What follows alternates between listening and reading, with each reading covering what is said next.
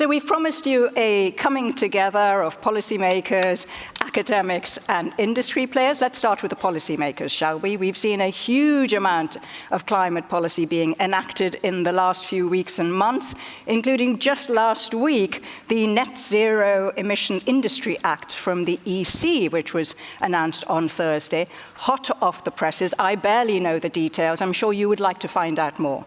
So please join me in welcoming from the European Commission Cabinet of EC Vice President Maros Sefcovic, Dimitri Lorenzani. Dimitri is responsible for industrial policy, batteries, and raw material procurement. Dimitri Lorenzani. Thank you.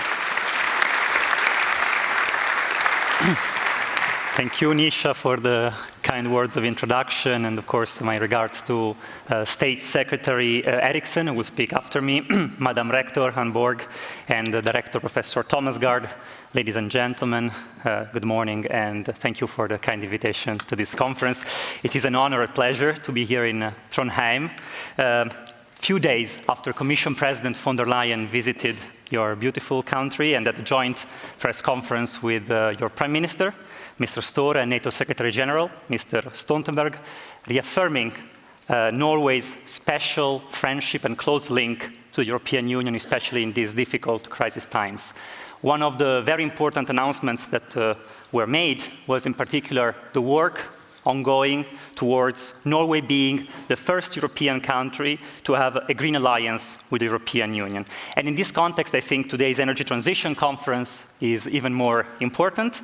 And I believe that its title, Crisis, Crossroads, and Courage, could not have been better chosen. The energy transition is probably one of the most blatant examples of many policy areas and long-term policy goals where today's shocks have put us as Europe at a crossroad. And my main message today is that strategic foresight as a modern governance tool can help us make courageous and forward-looking policy choices that are needed in these watershed moments to underpin Europe's open strategic autonomy going forward.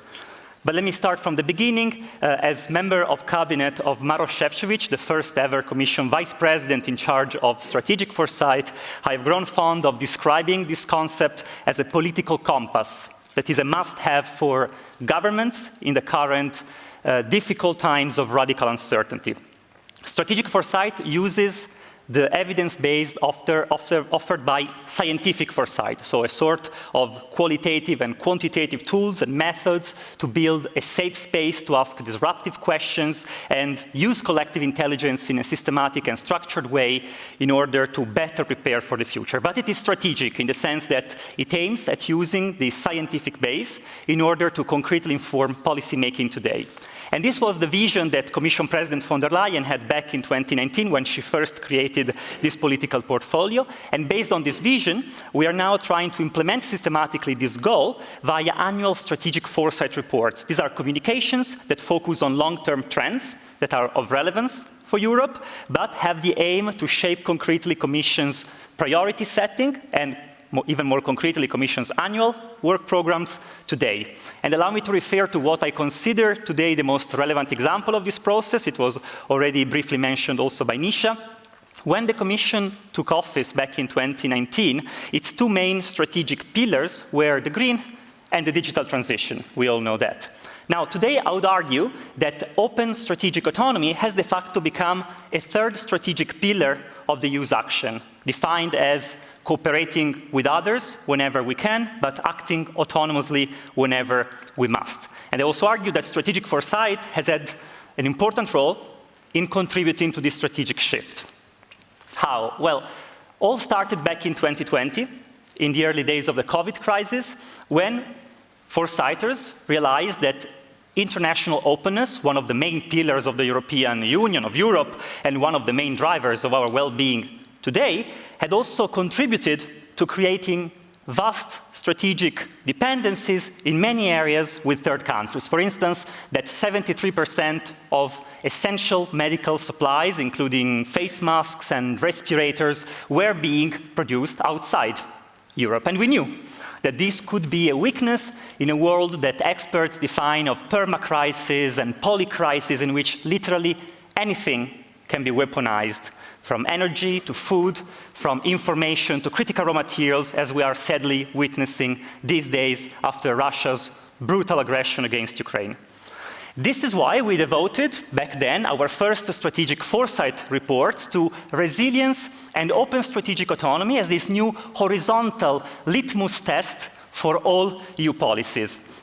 Again, we started from scientific foresight. We started from the relevant analysis of long-term trends of relevance towards 2050, for instance, the energy transition, which is the topic of today's conference. But we proposed 10 key areas for action that could underpin not just Europe's recovery from the crisis, but above all, Europe's capacity to emerge stronger, reduce its strategic dependencies, which were actually listed and tabled and analyzed, and strengthen its leadership in an increasingly contested, multipolar global order. Now, given the topic of today's conference, I'm actually happy and proud to stress that the second of these 10 pillars, these 10 areas for action, was securing a sufficient and decarbonized energy without creating new dependencies. And that the fourth one was securing access to diversified supplies of critical raw materials that were the essential building blocks for net zero technologies like batteries that will be needed for our common joint journey towards the net zero, for our clean energy transition. Now, fast forward to today, it's nice to see that these two areas for action, these two pillars of open strategic autonomy, were actually at the core of the very important package of industrial policy that the Commission put forward last week as a follow-up of the so-called Green Deal Industrial Plan, and which the EU leaders will be discussing later this week. And in fact, as you know, it has three main components. The first one is a reform of the EU electricity market design to accelerate the rollout of renewables, the phase out of gas, to better protect consumers from future price spikes, and to make the EU's industry cleaner and more competitive going forward along the transition. The second one, a critical raw materials act to secure the EU's access to diversified, affordable, and sustainable supply of critical raw materials. And the third one, a net zero industry act to strengthen the competitiveness of clean technologies manufacturing in the EU. For instance, it names batteries as one of 8 strategic net zero sectors and looks to create better conditions, such as simplified permitting procedures for developing projects and attracting investments in Europe. Now, in the wake of increasingly aggressive industrial policies worldwide, in systemic rivals like China, but also in other places, for instance, across the Atlantic, it is fair to say that strategic foresight has been a beacon for EU industrial policy in these days, with an important focus, I repeat it once again, on Europe's open strategic autonomy, on sustainable competitiveness, on capacity to attract strategic investments. And let me conclude, because my time is over, going back to the 3 Cs. I think that the current geopolitical crisis has clearly served as a catalyst to mainstream Europe's open strategic autonomy in all our policies and across all of its dimensions: green, digital, social and economic, and geopolitical, as we stated back in 2020. That at the current crossroad, this has been particularly true as regards Europe's energy transition. A year ago, Europe had a massive dependency on Russian fossil fuels, built over decades. Our industry was accustomed to that.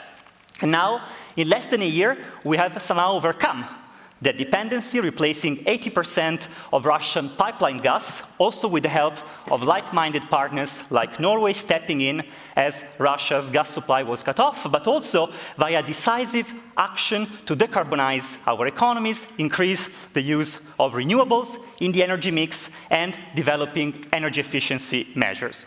And finally, that open strategic autonomy has also become an optimistic message of hope and courage, indeed, that strategic foresight has been able to offer to EU policy making, to EU policy makers, I would say.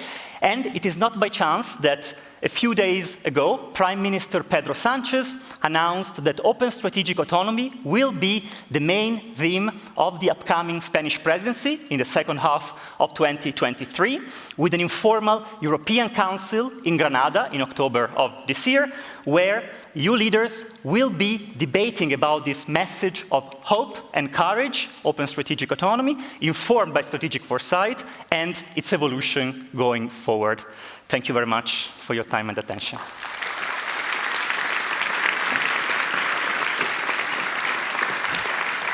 Thank you, Dimitri. Please make yourself comfortable. You can send him your questions in a moment. In fact, you can start right away on Slido if you'd like, because I know that some of those new acts that you mentioned that were issued just in the last couple of weeks, we'd like to know more. Thanks, Dimitri.